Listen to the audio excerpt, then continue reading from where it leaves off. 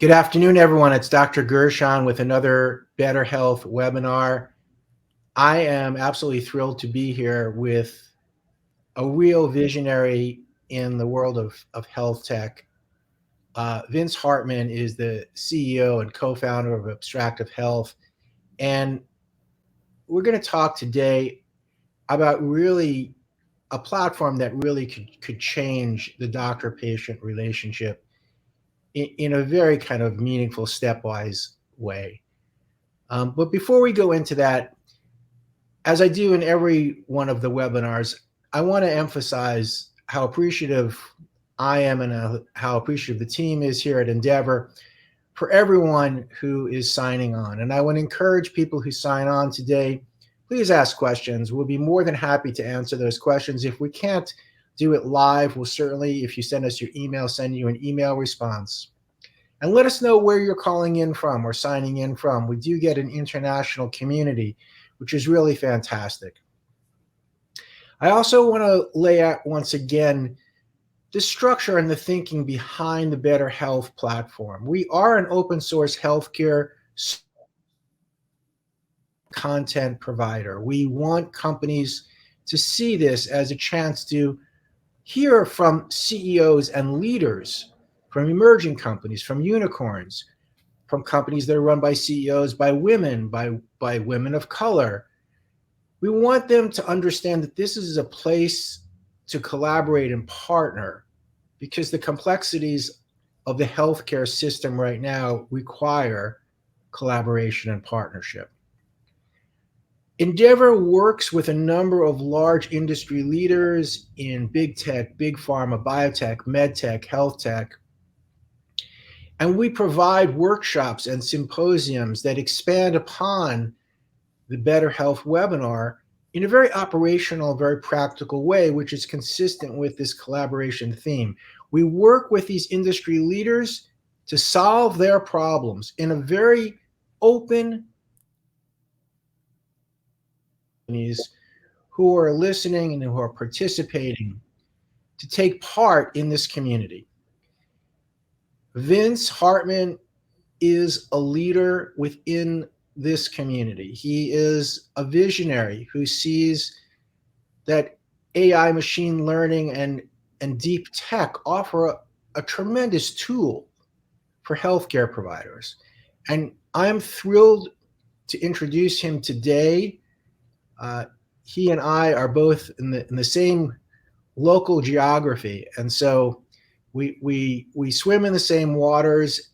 More importantly, Abstractive Health, Endeavor, and BetterHealth are very aligned on our mission, which is to improve patient care, build partnerships, build collaboration.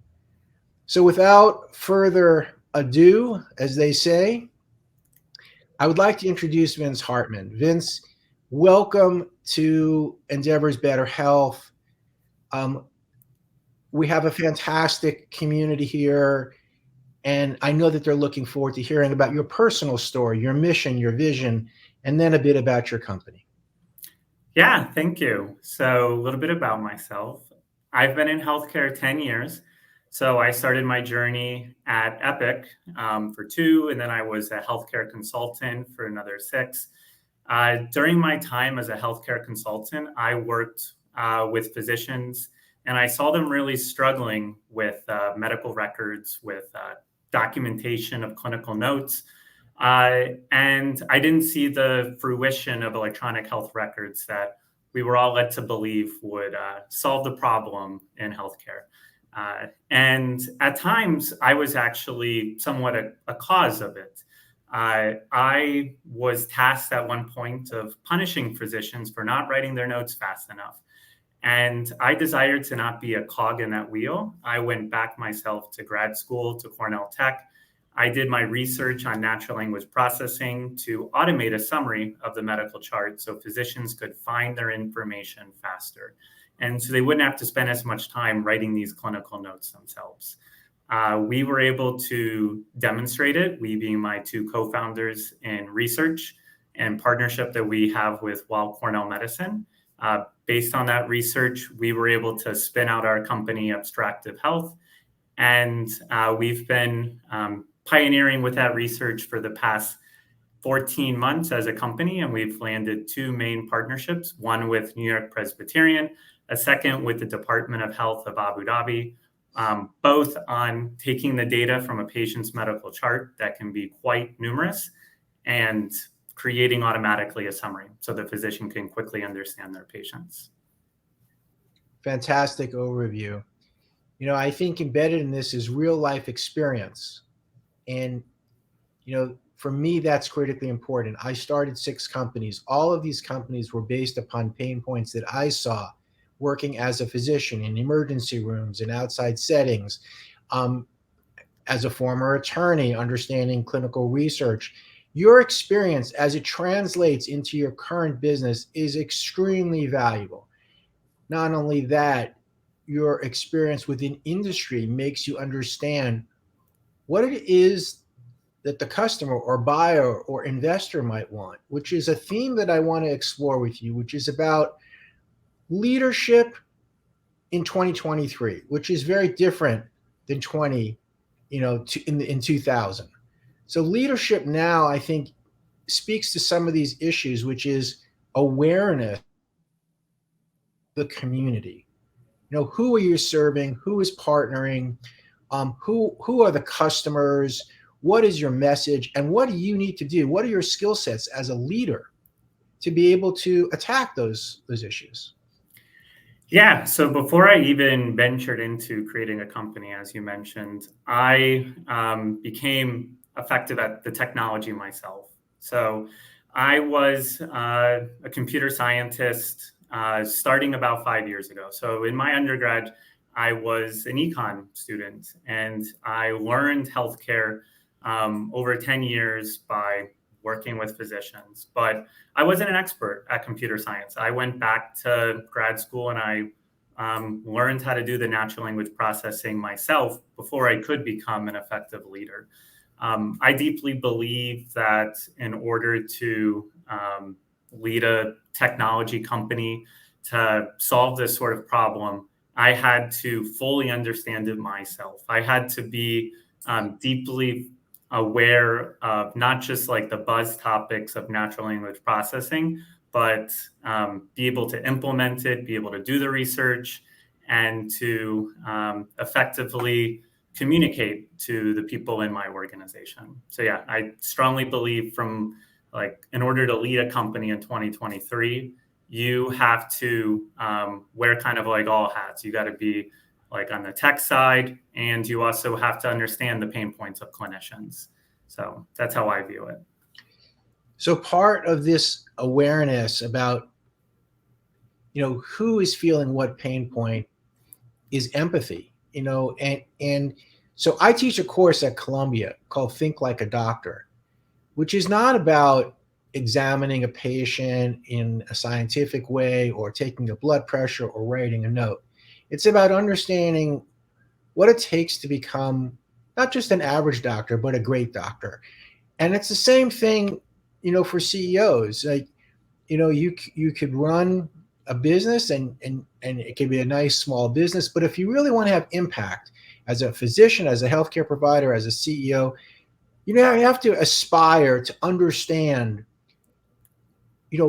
what the patient needs, what the customer needs, what the client needs, however you want to describe that particular interaction, because ultimately hearing what the demand is, what the problem is, allows you to solve it in a very personal way.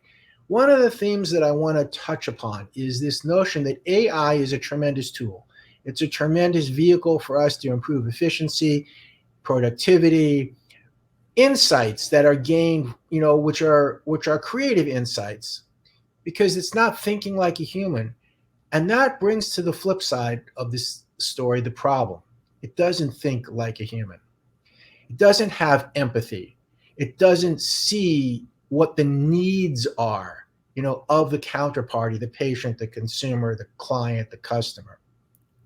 So I would like you to talk, and this is a little bit kind of high level philosophic, but I think it's important in this era of ethical AI to talk about, what are the risks that are involved in losing our sense of humanity.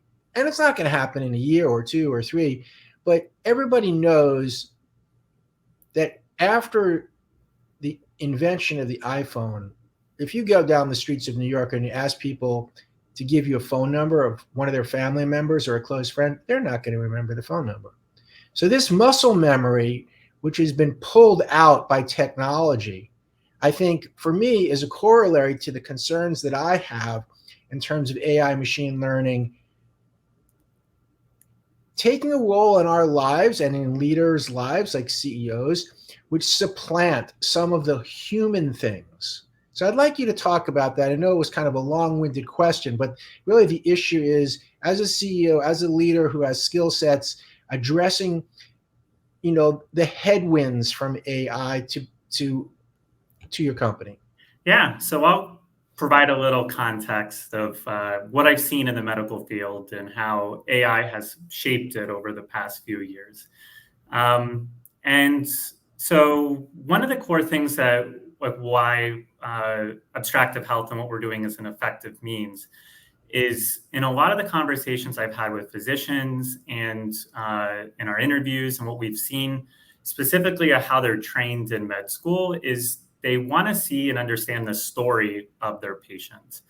It's not just about specific diseases and diagnoses. In order to understand like how to treat a patient thoroughly, you need to know like how they've been managing it in their course of that story. So, for example, diabetes. If you do not like manage your diabetes well, you are in much worse shape than if you manage it.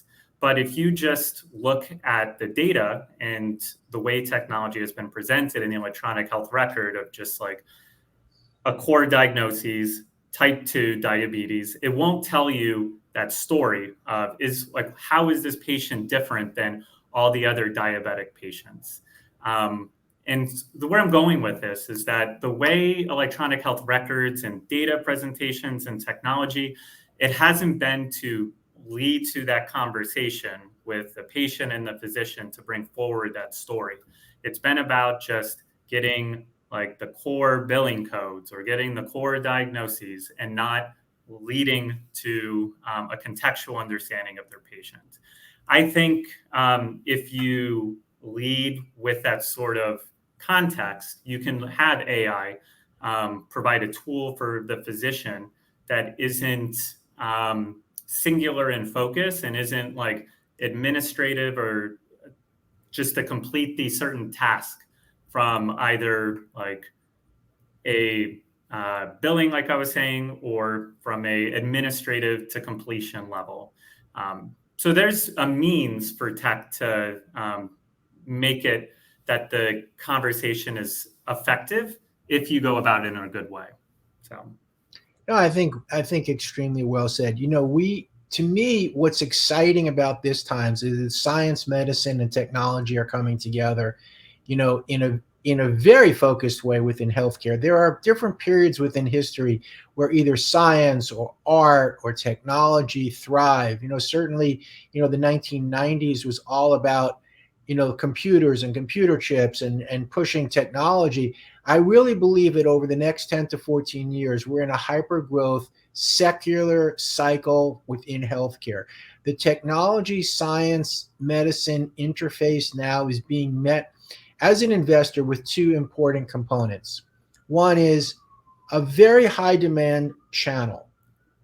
So everything that's being produced by companies and CEOs like yours, it's being scrutinized by all of the major players. Sanofi, for example, has declared 2 years ago, they are no longer a pharmaceutical company. They are a digital health company. Now, this may be marketing to some people, but to me, it's real life change. And as an investor, I like to be at the tip of the spear. I like to sense early, make quick decisions, pivot, adapt, and accelerate out of that turn. And what I see right now is Sanofi saying that they're not a pharmaceutical company, but they're a digital health company. It was backed by $1.2 billion of investments. So what does this mean? It means that great CEOs like you with vision are met with potential acquirers in a high demand channel and now high liquidity. And that last piece is something I want to talk to you about because $100 billion has been put into play into digital health in the past few years by non-traditional healthcare players like Google, Apple, Amazon, Microsoft, and Nvidia. This has provided a catalyst for change. What I would like to explore with you now is what are some of the headwinds that you see in growing the company in this kind of pressure from a macroeconomic perspective, pressure in, while there is exponentially more liquidity in healthcare, still pressure for funding, pressure for finance? Yeah. There is traditionally a lot of money that goes into healthcare, specifically United States, because I mean, I could go into a large amount of time just that the U.S. healthcare system is ineffective, and big tech. It's one areas that they have not like been able to make a big dent in. There's a number of regulations that have traditionally prevented big tech companies from easily using their same sort of philosophy of just having engineers solve the problem instead of going about it in like a regulatory and like well thought out process and strategy. Some of the headwinds specifically that is effective for abstractive health. So a few years ago, there were a lot of challenges in terms of interoperability in getting data from electronic health records. The federal government stepped in, and I'm going to get the name wrong, but I believe it was the Cures Act. And traditionally, you would have had to get the data through very antiquated means using a structure known as HL7. But based on the federal government seeing that patients should have access to their own health records and it shouldn't be difficult to get, they've pushed forward a newer technology called Smart on Fire or FHIR. And through their push, startups and new business ideas have an effective way of getting the data and allowing patients to access that critical information. Without the federal government moving in, it would have not been pushed forward because a lot of the electronic health record systems were more siloed, and they had very much business desires to keep a closed ecosystem and not have an open structure. So it's like regulations like that have led to the explosion of startups in the health space, specifically in digital health. Yeah, no, such a fantastic point. So these big changes, whether they're from government, in terms of finance, like the Federal Reserve changing interest rates, which is happening in central banks all over the world, or whether it's regulatory events out of the Food and Drug Administration, where I was an attorney, or the Centers for Medicare and Medicaid Services in terms of pricing and reimbursement, and their corollary agencies across the world. These big macro changes are quite important, and it's, again, to your testament that you as a CEO who's heads down on building this company has the finger on a pulse of these big picture events. One of the things that's critical within the world of healthcare right now is how equitable is healthcare, and how much access do people have to healthcare. And I look at that as really kind of the channel that is going to be an integral part in reshaping of healthcare for decades. And it's not just the notion that one cohort or another can't get a particular drug. These are critically important things, but it's more important than that. It's a mindset. It's a mindset. And so we have, fortunately, in Jenny Fernandez, one of the key members of the Endeavor community, a top 100 leadership coach, a person who's dedicated to diversity, equity, and inclusion. She is from the Latinx community. She knows firsthand from family experiences that bringing in a family member to a physician often has cultural implications, language implications. And I see AI, machine learning, and companies like yours as overcoming many of those issues, which allows the most important thing between doctor and patient trust building. So can you speak to some of that? Yeah. So there was a recent study done by some researchers on a data set from Reddit, and they found that ChatGPT and generative AI has led to physicians able to express to patients in a more empathetic manner. And a lot of the conversations that traditionally may be between a physician and patient, it didn't have maybe that sense of empathy. And AI is looked at as potential a means of bridging that gap. And another way is a lot of times patients might not understand their medical records and they might want it described to them in a means that is more patient friendly. So there's some interest in startups that take the texts that are in the electronic health record and to provide that in a more patient friendly context so that they could take action. Another core, I'll end on this one. Another core one is a lot of times the patients, when they leave an inpatient facility, might not have the best tools to manage their care well and not end up back readmitted to a hospital. Because frankly, if you end up with a heart attack in the hospital and your family members there, your family members like scared and they're not in a position at that time to listen to the patient education, and it might need to be addressed after the hospital visit. But a lot of that hasn't been as potentially effective as it could be or streamlined specifically for those patients. And so AI could be used as a means to create specific educational tools so that patients very much understand how to manage their care after an incident like a heart attack.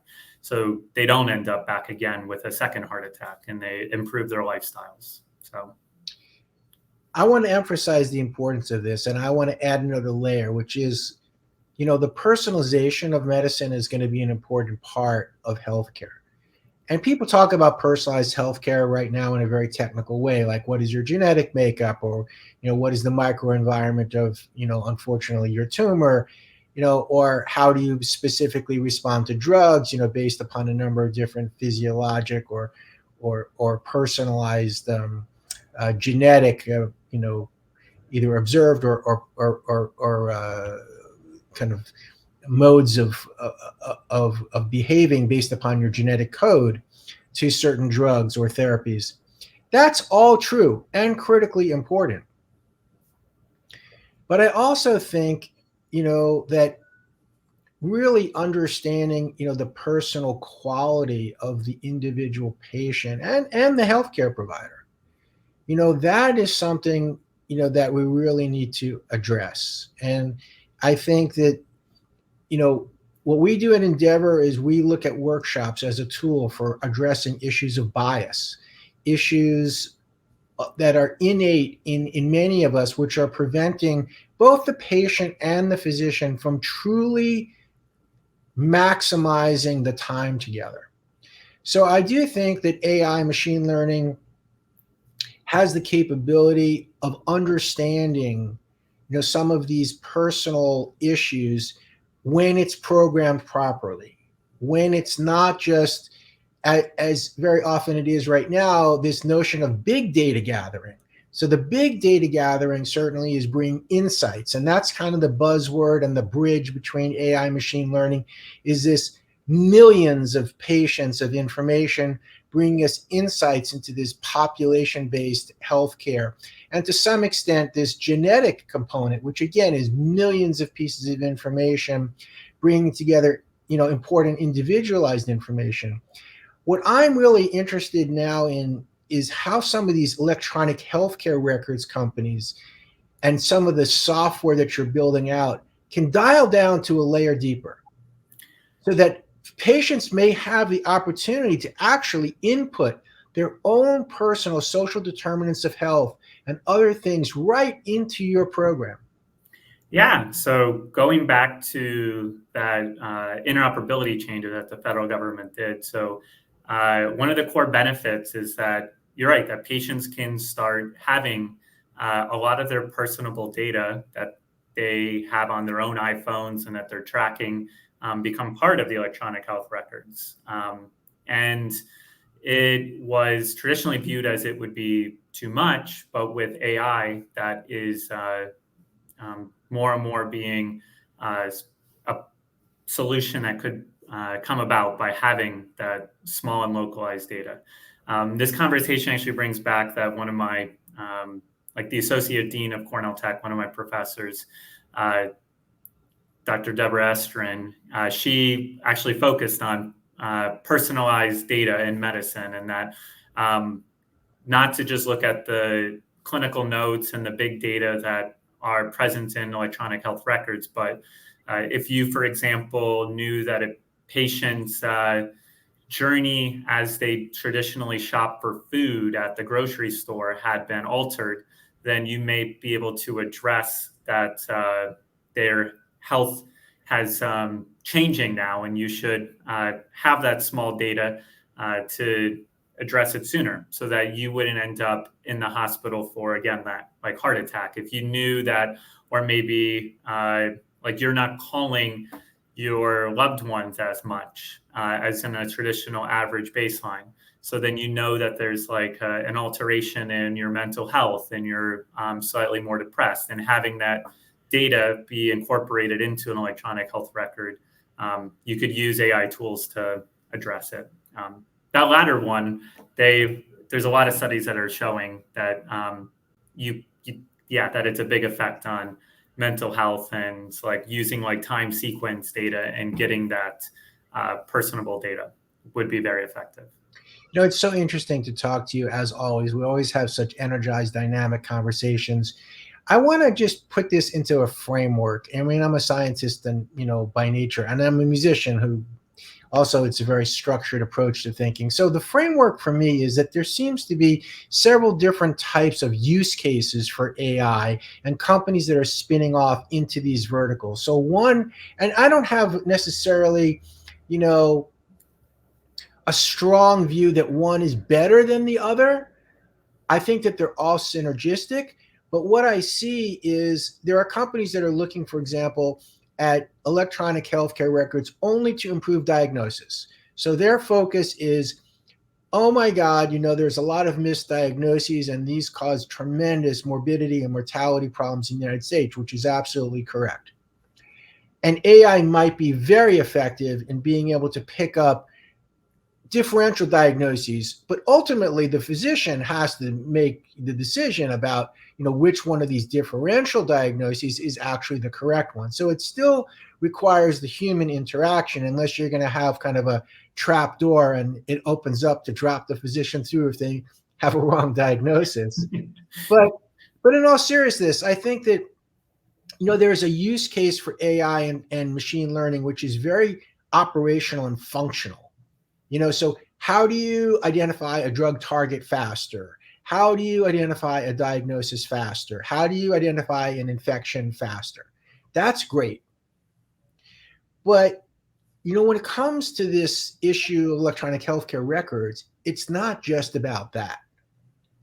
And so that's what's exciting about this conversation. So I'm going to ask you to look into your crystal ball and what the possibilities are of this platform technology. Yeah. So I'm just going to go specifically with generative AI and what that has unleashed for possibilities within electronic health records. I put them in two camps, like you said. The one that takes away the remedial sort of administrative task that the physician doesn't actually want to do. They would love for that portions to be taken off them. And then the second is the diagnostics and assisting them with making clinical care as far so maybe diagnosing an image so you can see that this patient has cancer faster or their leg is broken, or reading through the data to see if they have sepsis or pneumonia. I view the former is actually going to be taken up much quicker. The latter, there's a lot of regulations, but also secondly, I think physicians personally are really, really good at and they want to do that aspect from a number of conversations we have with physicians, and they don't necessarily need as many tools in that realm, though some would be effective. They need to be designed in a way that keeps that relationship with the physician to their core care model. So getting into the former, I think you'll end up with, I mean, there's a lot of prior auth like that shouldn't even exist in US healthcare to begin with, but there'll be a way to solve that completely within the next year or two, hopefully. Ways to make the whole note writing process, as we're doing, very streamlined so the physician can focus on the care and not have to spend it deep into a computer. So like when you go to your doctor's office, the physician isn't even looking at you in the eye anymore. They're just down. That'll be solved within the next few years. And then, yeah, so those are like, we're about on time, but yeah, those are the main ones. No, absolutely, completely agree. It's just such a pleasure to talk with you. I would add to all the things that I agree with that you said, things that make a personal statement embedded into this AI program. So, I had a patient once and she came in with pneumonia and she was lying in bed and she looked very sad. And I walked in and I said, you look very sad. I know that you're sick, but we're going to take care of your pneumonia. She's like, Dr. Gershon, that's not why I'm sad. I was like, tell me, what is it? What's bothering you? She said, my children. My children have never been alone without their mother in their entire life. So these kind of personal interactions, I think being able to allow patients to control the design of their health environment, which would include clinical studies or doctor-patient visits, or whether you're, can do something through at-home services or telemedicine, if there's language barriers or cultural issues. There's so many different instances that I've experienced as a physician where culture and communication between physician and patient is obscured. So I hope that AI as a platform can address these issues which obscure data transmission, communication on a very personalized level. And that is my hope. I want to just take this second because, as you pointed out, we're at the bottom of the half hour here, to thank important people who have come to this webinar today. Thank you, Jenny Fernandez, who's always a great leader, for coming today. Thank you, Martin, for coming once again from Norway. You've logged in. And Robert from Poland, Mustafa from Turkey, Roy from Tel Aviv, Chef Ket from Zurich. Harvey, thank you so much for dialing in. I believe you're in Texas. Vicky, thank you so much for dialing in today. Vicky is going to be featured next week in a fantastic webinar. She is one of the true leaders in healthcare and has an incredible all-women C-suite addressing infectious disease. So please stay tuned for that next Tuesday. Kame, thank you so much for dialing in from India. Joachim, again, thank you so much from Finland. It's a real pleasure. Chad from Dallas. It's a testament, I think, to people who continue to come back to our webinar, that there is a community of people out there. So anybody who sees in what Vince is doing an idea that they have for enhancing what he's working on in collaboration and partnerships, please feel free to reach out to Vince or to myself, and we will continue to grow this community. So thank you so much, Vince. It's been an incredible half an hour. I really am appreciative. Really appreciate it also. Thank you. And thank you for all our guests also. And yeah, feel free you can email me at vince@abstractivehealth.com. Happy to answer any questions. Goodbye, everybody. See you next Tuesday. Please stay tuned for next Tuesday's Better Health. It's going to be fantastic. Have a great afternoon. Thank you all.